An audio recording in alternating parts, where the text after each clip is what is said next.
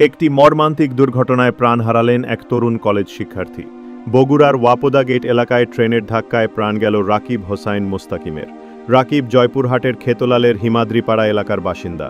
তিনি সরকারি আজিজুল হক কলেজের হিসাব বিজ্ঞান বিভাগের তৃতীয় বর্ষের ছাত্র ছিলেন। সেই সঙ্গে তিনি জয়পুরহাট স্টুডেন্টস অ্যাসোসিয়েশন বগুড়া জেসাবের ক্রীড়া সম্পাদকের দায়িত্ব পালন করছিলেন। রোববার ৬ জুলাই বিকেল ৩টার দিকে সান্তাহার থেকে বগুড়াগামী নাইটি আপ কমিউটার ট্রেনের ধাক্কায় ওয়াপদা গেট এলাকায় এই দুর্ঘটনা ঘটে।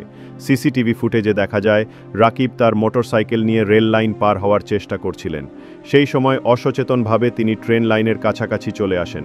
ট্রেনটি দ্রুতগতিতে এসে তাকে ধাক্কা দেয় এবং ঘটনাস্থলেই তার মৃত্যু হয়।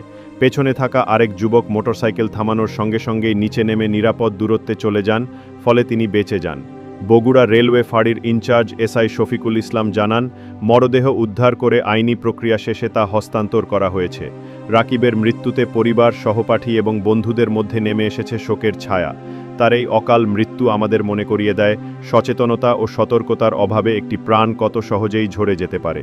প্রিয় দর্শক, রেল লাইন পার হওয়ার সময় আমাদের সবারই উচিত অতিরিক্ত সতর্ক থাকা।